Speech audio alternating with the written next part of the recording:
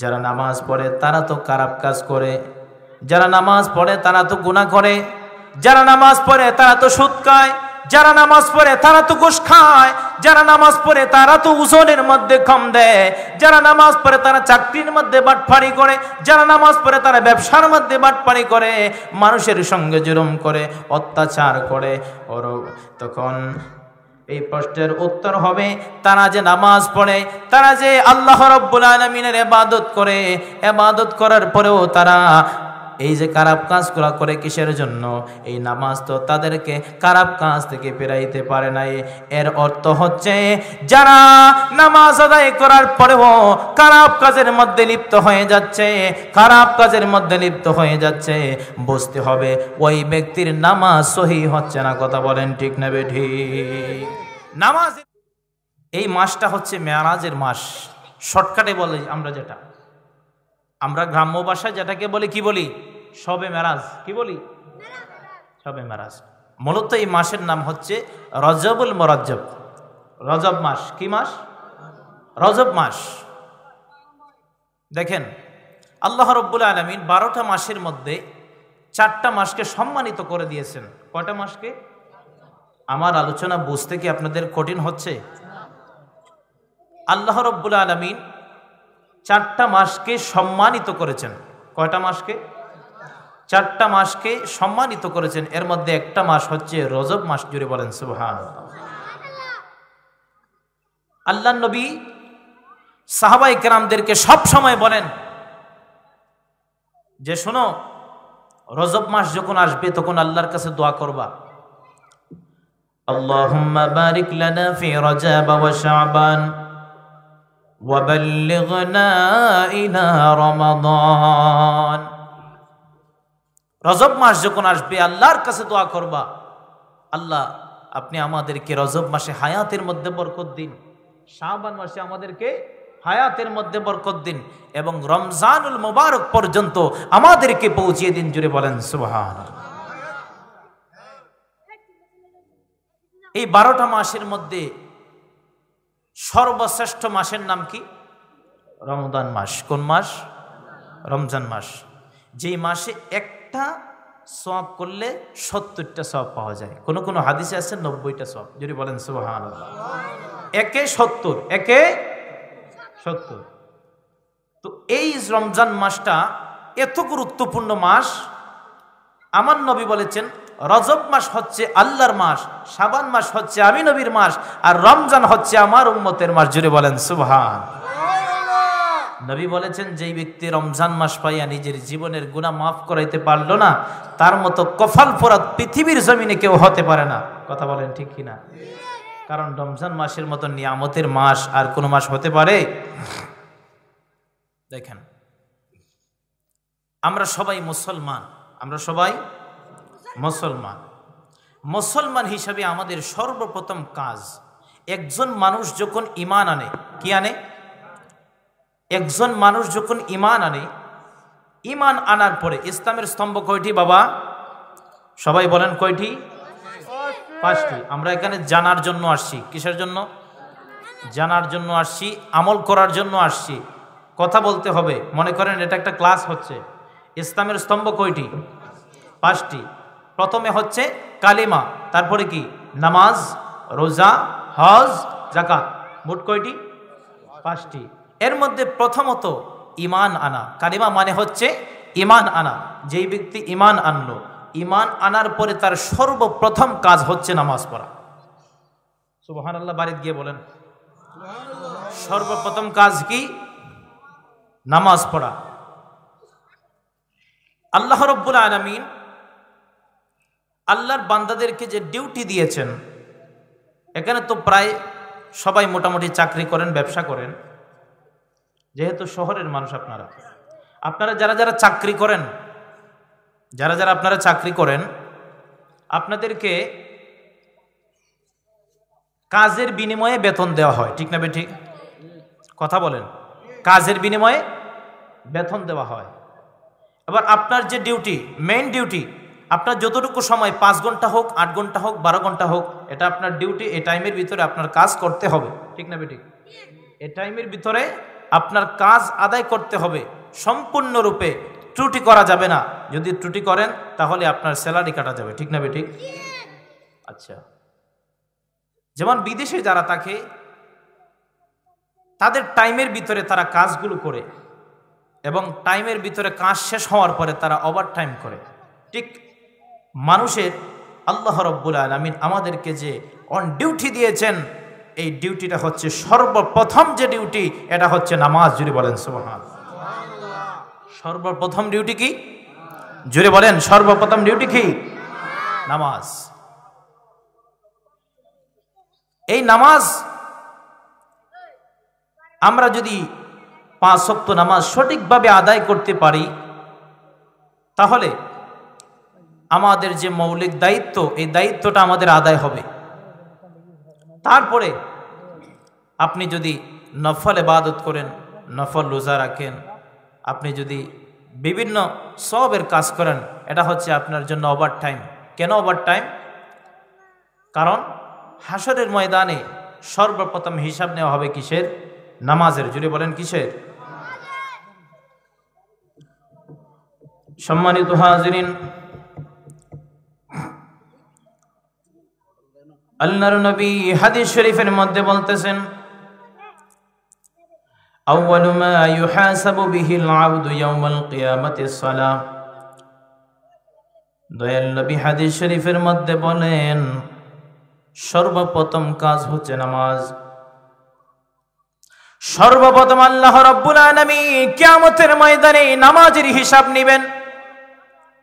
কবরের মধ্যে মানুষের ঈমানের প্রশ্ন হবে, কবরের মধ্যে মানুষের ঈমানের প্রশ্ন হবে, কিন্তু হাশরের ময়দানে আল্লাহ রাব্বুল আলামিন সর্বপ্রথম হিসাব নেবেন নামাজের হিসাব।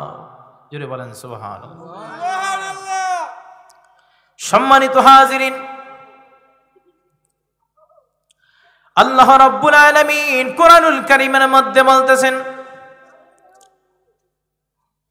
ইন্নাস সালাতা তানহা আনিল ফাহশাই ওয়াল মুনকার। নিশ্চয়ই নামাজ মানুষকে অশ্লীল কাজ থেকে, খারাপ কাজ থেকে বিরত রাখে। জোরে বলেন সুবহানাল্লাহ। সম্মানিত হাজিরিন, আল্লাহ রাব্বুল আলামিন আমাদেরকে দুনিয়ার মধ্যে পাঠানোর একমাত্র প্রথম উদ্দেশ্য হচ্ছে আল্লাহর ইবাদত করা।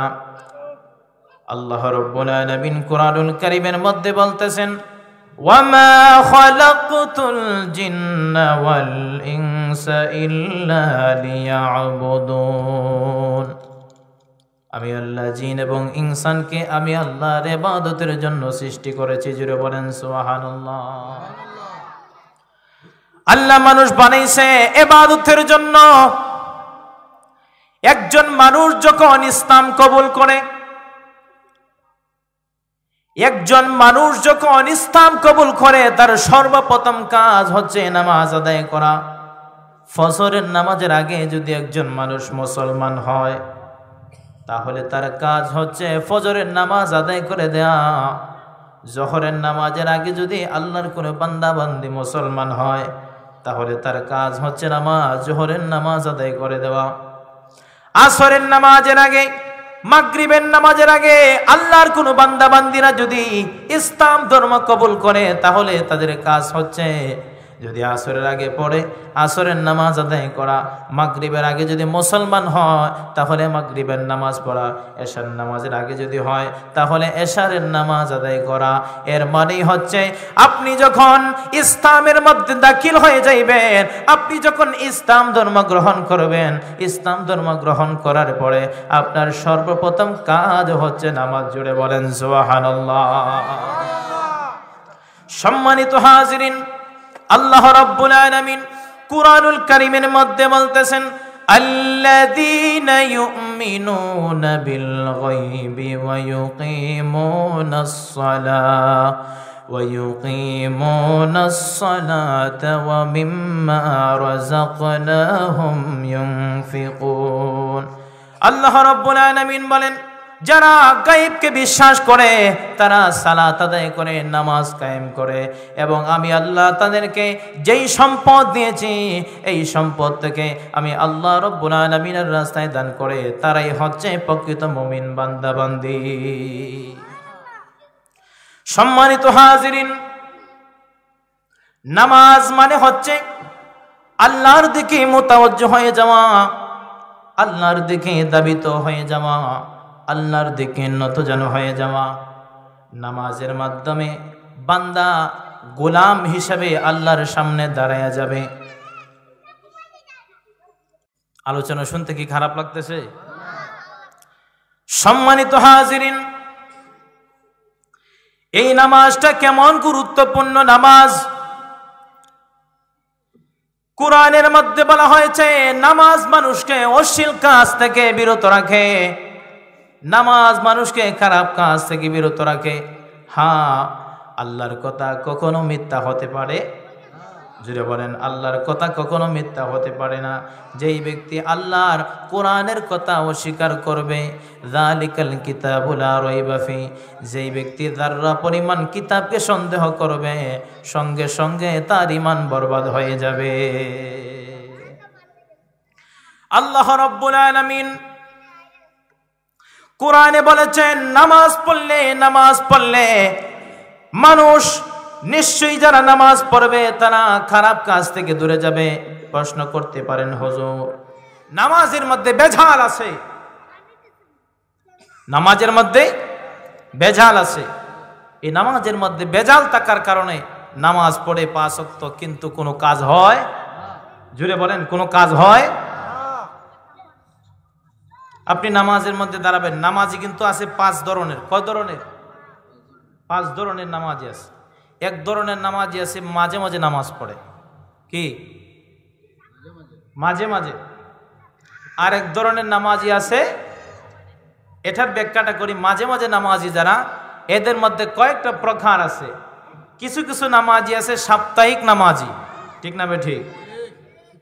কিছু কিছু নামাজি আছে সাপ্তাহিক নামাজি, আবার কিছু কিছু নামাজি আছে বাৎসরিক নামাজি, ঠিক না বে ঠিক? আচ্ছা বলেন তো, একজন মানুষ যদি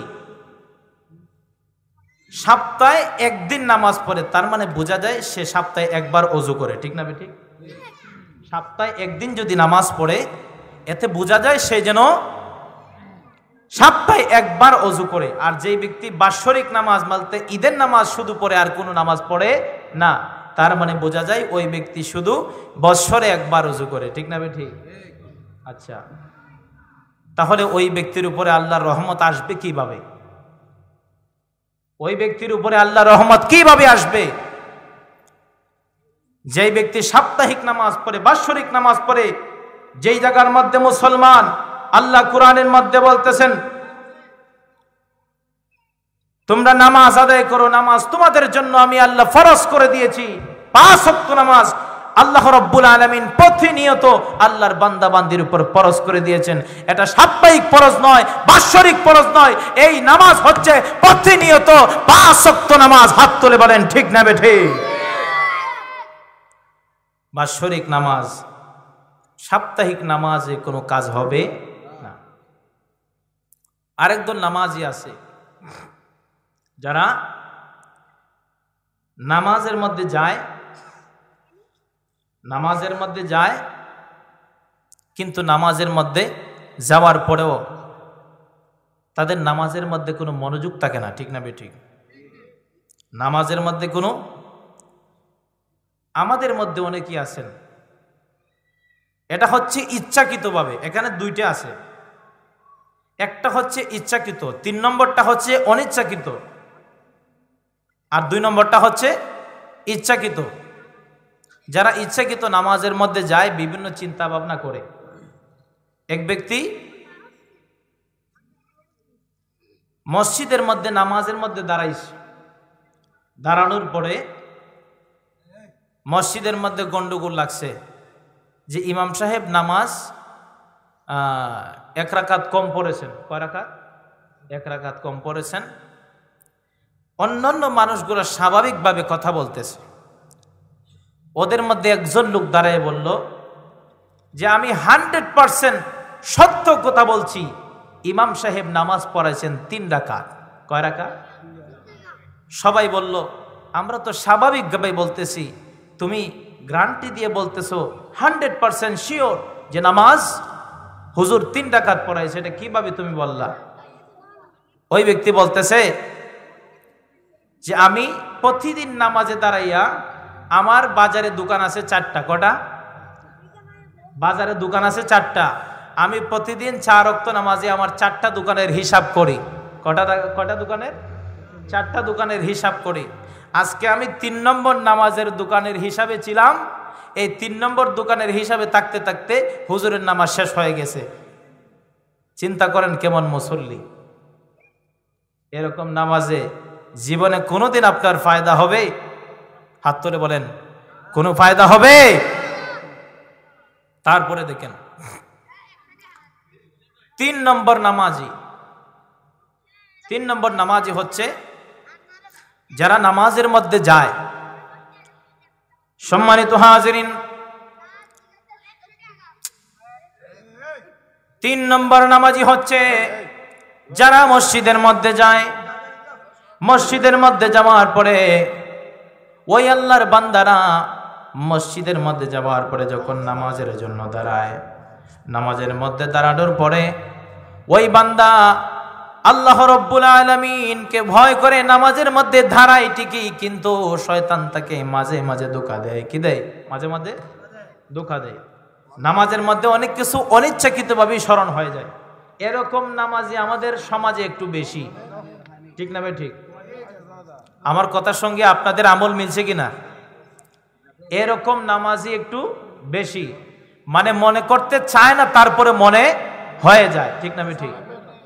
দুরূদ শরীফ পড়েন, আল্লাহুম্মা সাল্লি। এখন সাথ দিয়ে না আলোচনা ওয়ালা আলিহি।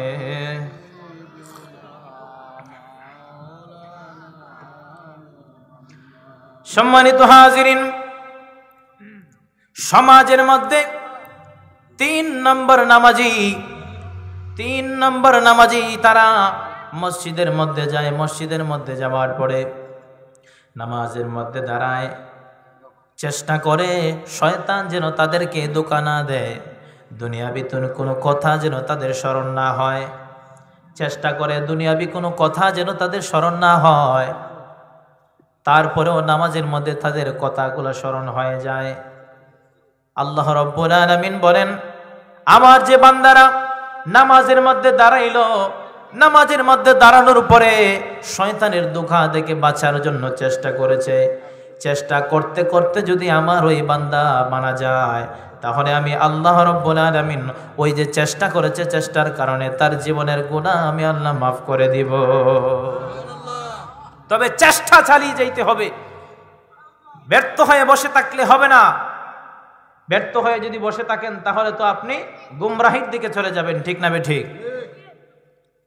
আপনার বিভিন্ন কথা স্মরণ হয়ে যায়। এমন অনেকেই আমাকে প্রশ্ন করে, হুজুর নামাজের মধ্যে অমুক কথাগুলো আমাদের স্মরণ হয়ে যায়, কি করব?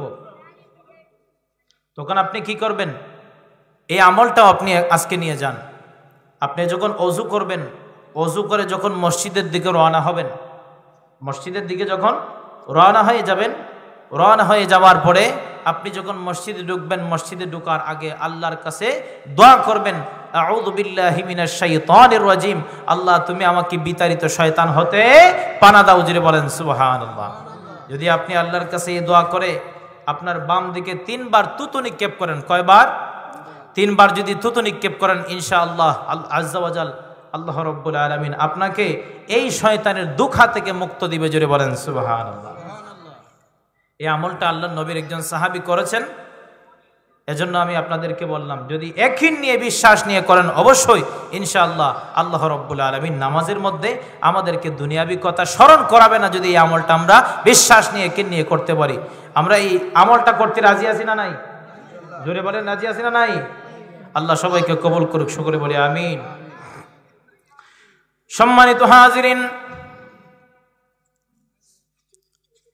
আল্লাহ রাব্বুল আলামিন এই যে আমি 3 নম্বর নামাজের কথা বললাম, তারপরে 4 নম্বর নামাজি হচ্ছে সেই নামাজের মধ্যে যখন দাঁড়ায়, নামাজের মধ্যে দাঁড়ানোর পরে দুনিয়াবি কোনো কথা স্মরণ হয় না, দুনিয়াবি কোনো করার কথা স্মরণ হয় না, সে সুন্দরভাবে নামাজ আদায় করতে পারে, যদি বলেন সুবহানাল্লাহ। আর 5 নম্বর নামাজি হচ্ছে যারা সরাসরি আল্লাহ রাব্বুল আলামিনকে দেখে দেখে নামাজ আদায় করেছে, তারা হচ্ছে আম্বিয়াগণ, নবী ইকরাম, যদি বলেন সুবহানাল্লাহ। নবীগণ যারা, তারা দেখে দেখে নামাজ আদায় করেছে। সম্মানিত হাজিরিন, আল্লাহ রাব্বুল আলামিন কুরআনুল কারীমের মধ্যে ইরশাদ করেছেন, কুল ইন্না সালাতি ওয়া নুসুকি ওয়া মাহইয়ায়া ওয়া মামাতি লিল্লাহি রাব্বিল আলামিন। আমার নামাজ, আমার রোজা, আমার কুরবানি, আমার মওত, আমার হায়াত, সব কিছু মহান আল্লাহ রাব্বুল আলামিনের জন্য, জুড়ে বলেন সুবহানাল্লাহ। আপনি যা কিছুই করবেন সব কিছু মহান আল্লাহ রাব্বুল আলামিনের জন্য। দুনিয়ার কাউকে দেখানোর জন্য নামাজ আদায় করা যাবে না, দুনিয়ার মানুষকে দেখানোর জন্য নামাজ আদায় করা যাবে না। দুনিয়ার মানুষকে দেখানোর জন্য যদি নামাজ পড়েন, আল্লাহ রাব্বুল আলামিন ওই নামাজ কবুল করবেন না। ফেরেশতারা ডাক দিয়ে বলবে, রব্বুল আলামিন, তোমার বান্দা নামাজ আদায় করে, তুমি কেন তোমার বান্দার নামাজ কবুল করো না? আল্লাহ রাব্বুল আলামিন ডাক দিয়ে বলে, হে আমার ফেরেশতারা, আমি আল্লাহ যাহা জানি তোমরা তাহা জানো না। আমার বান্দা লোক দেখানোর জন্য নামাজ আদায় করেছে, এই নামাজ আমি আল্লাহর দরবারে কবুল হবে না। জোরে বলেন সুবহানাল্লাহ। এই নামাজ আমি আল্লাহর দরবারে কবুল হবে। সম্মানিত হাজিরিন, এজন্য নামাজ পড়ব কার জন্য? জবান খুলে বলেন, কার জন্য? আমরা নামাজ পড়ব আল্লাহ রাব্বুল আলামিনকে রাজি খুশি করার জন্য। একমাত্র আল্লাহ রাব্বুল আলামিনকে রাজি করার জন্য, খুশি করার জন্য নামাজ পড়ব, আর কাউকে দেখানোর জন্য নামাজ আদায় করব না। আল্লাহর নবীর একজন সাহাবী হযরতে তালহা রাদিয়াল্লাহু তাআলা আনহু এমন সুন্দরভাবে নামাজ আদায় করতেন, এমন সুন্দরভাবে নামাজ আদায় করতেন। একদিন তিনি নামাজের মধ্যে দাঁড়িয়ে গেলেন।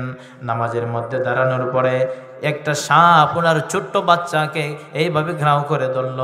ঘ্রাও করে ধরার পরে গ্রামবাসীরা হযরতে তালহা রাদিয়াল্লাহু তাআলা আনহুকে জোরে জোরে জোরে জোরে ডাকতেছে।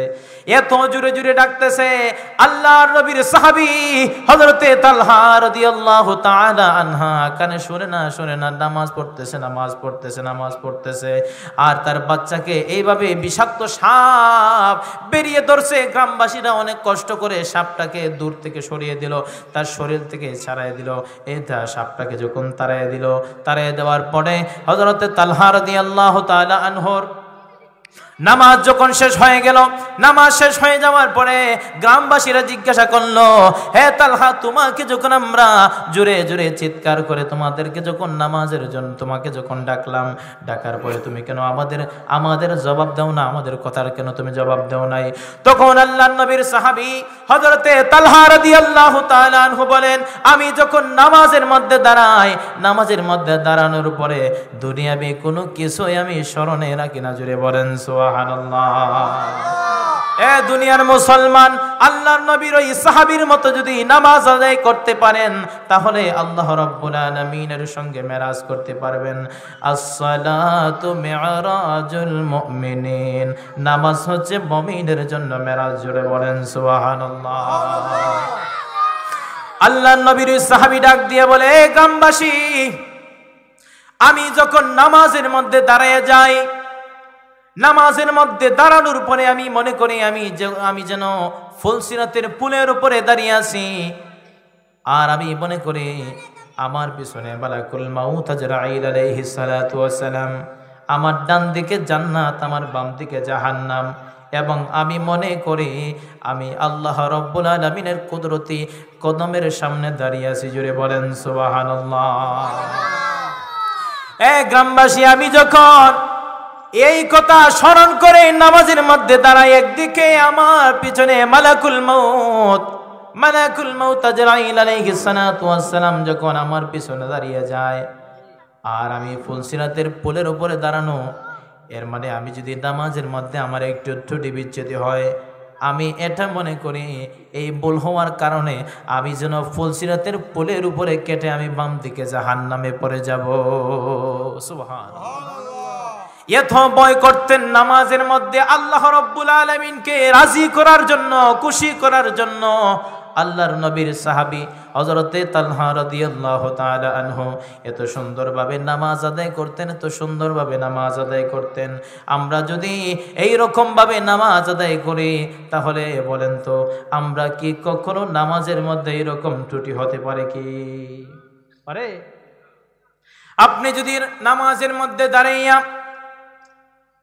ব্যবসার কথা স্মরণ করেন, চাকরির কথা স্মরণ করেন, সন্তানের কথা স্মরণ করেন, স্ত্রীর কথা যদি স্মরণ করেন, তাহলে এই নামাজ আপনাকে কখনো খারাপ কাজ থেকে ফেরাতে পারবে না।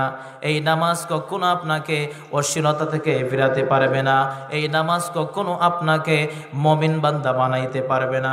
যদি মুমিন বান্দা হতে হয়, আল্লাহ রাব্বুল আলামিনের নৈকট্য যদি হাসিল করতে হয়, আল্লাহ রাব্বুল আলামিনের নৈকট্য যদি হাসিল করতে হয়, নিজের কলবটাকে যদি নূরান্বিত বানাইতে হয়, তাহলে একমাত্র নামাজ পড়তে হবে আল্লাহ রাব্বুল আলামিনের সন্তুষ্টির জন্য। জুড়ে বলেন সুবহানাল্লাহ।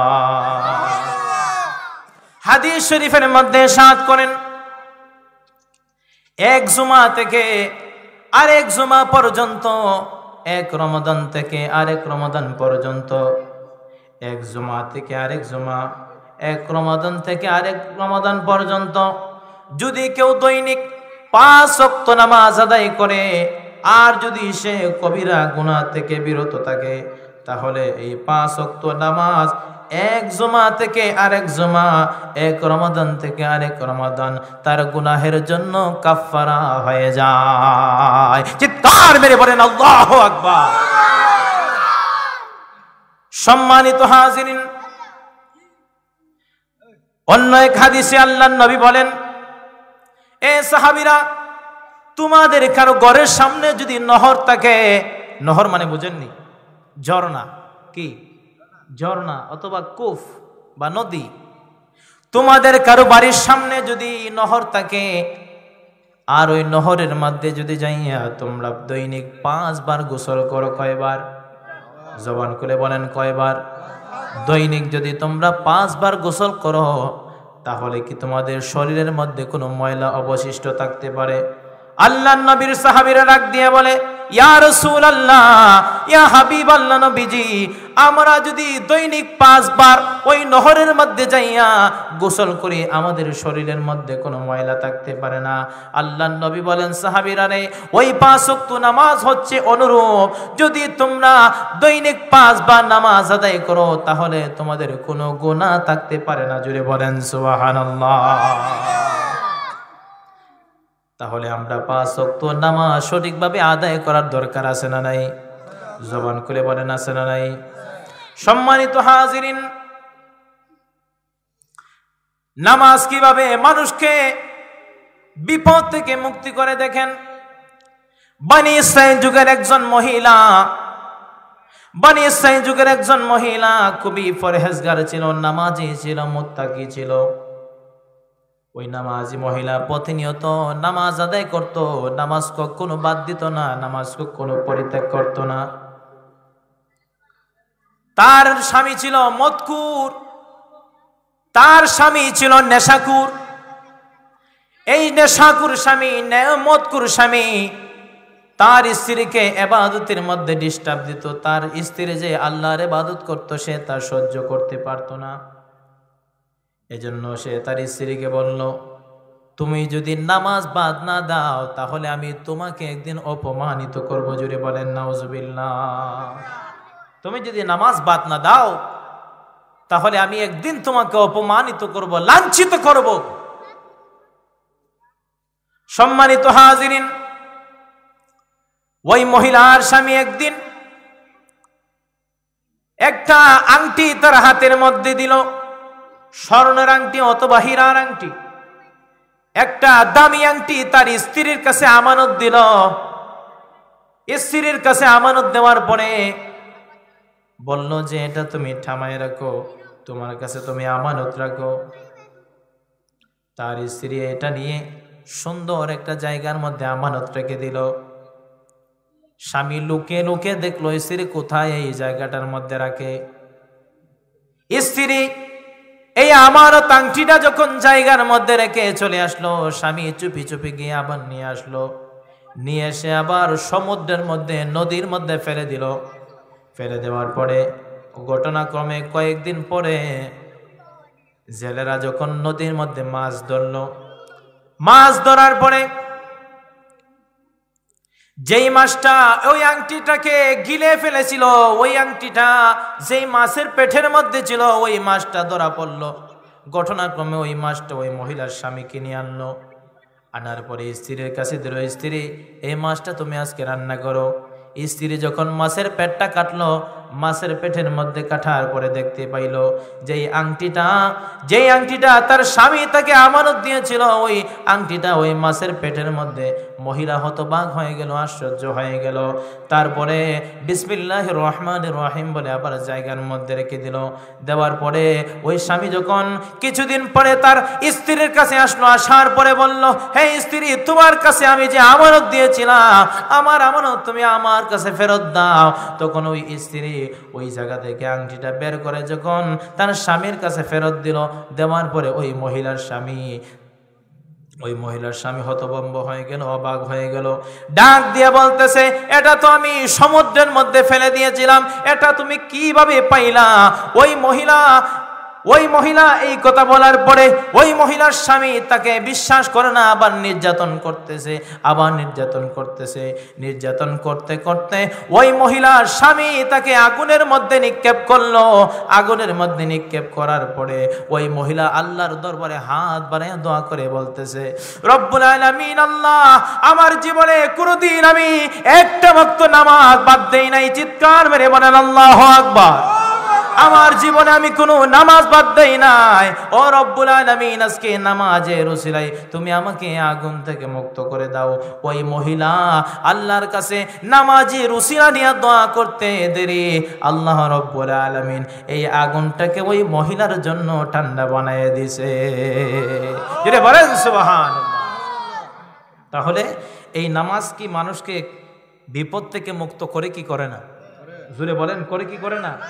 তবে ওইভাবে নামাজ পড়তে হবে, তবে ওই রকমভাবে নামাজ পড়তে হবে যেই নামাজ আপনার কাজে আসবে, যেই নামাজ আপনাকে খারাপ কাজ থেকে বিরত রাখবে, যেই নামাজ আপনাকে আল্লাহর দিকে মুতাওয়াজ্জু করবে, যেই নামাজ আপনাকে আল্লাহ এবং আল্লাহ রসুলের প্রতি মহব্বতে জড়ায় দিবে, যেই নামাজ আপনাকে দুনিয়া এবং আখিরাত পার্থক্য বোঝার তৌফিক দিবে, যেই নামাজ আপনাকে কবর বোঝার তৌফিক দিবে, যেই নামাজ আপনাকে জান্নাত জাহান্নাম বোঝার তৌফিক দিবে। কথা বলেন ঠিক না বেঠি? দুনিয়া আখিরাত সমান নয়। দুনিয়া একরকম আর আখিরাত আরেক রকম। দুনিয়াতে আসেন আল্লাহর ইবাদত করার জন্য। এই দুনিয়াটা সারা জীবন থাকার জায়গা নয়। একদিন কবরে যেতে হবে কি হবে না? জবান করে বলেন, হবে কি হবে না? সবাইকে একদিন দুনিয়া ছেড়ে কবরের মধ্যে চলে যেতে হবে। এজন্যই আপনি পৃথিবীতে যতদিন আছেন আপনি জানেন না কতদিন পৃথিবীর জমিনের মধ্যে থাকবেন। আপনার হায়াতের গ্যারান্টি, আমার হায়াতের গ্যারান্টি আমাদের কাছে নাই। যে কোনো একদিন মালাকুল মাউত আপনার আমার সামনে হাজির হতে পারে, ঠিক না ঠিক? হঠাৎ যখন হাজির হয়ে যাবে, যারা যারা এই রকম নামাজ পড়েন, কালকে নামাজ পড়বো, কালকে নামাজ পড়বো, কালকে নামাজ পড়বো, ভবিষ্যতে পড়ব, আপনি যখন এই কথাগুলো বলবেন, হেলা করবেন, একদিন দেখবেন হেলা করতে করতে মালাকুল মউত আপনার সামনে হাজির হয়ে গেছে, ঠিক না বেঠিক? তখন আর কোনো কিছুই করার থাকবে না। আফসোস করবেন, আফসোস করে কোনো লাভ হবে? জুড়ে বলেন, আফসোস করে কোনো লাভ হবে? যারা যুবক ভাইয়েরা আছেন, যুবক যারা আছেন, আল্লাহ নবী বলেছেন তোমরা যুবক বয়সে যৌবনকালে আল্লাহর ইবাদত করো, কারণ যৌবনকালে আল্লাহর ইবাদত যখন করবা সঙ্গে সঙ্গে তোমাদের ইবাদত আল্লাহ কবুল করে নেবে। জোরে বলেন সুবহানাল্লাহ। এজন্য এই যৌবনটা আল্লাহর কাজে লাগান। আল্লাহ রব্বুল আলামিন যে আমাদের উপর নামাজ ফরজ করেছেন, এই নামাজের দিকে আপনার যৌবন কাটান। আল্লাহ রব্বুল আলামিন বলেন তোমরা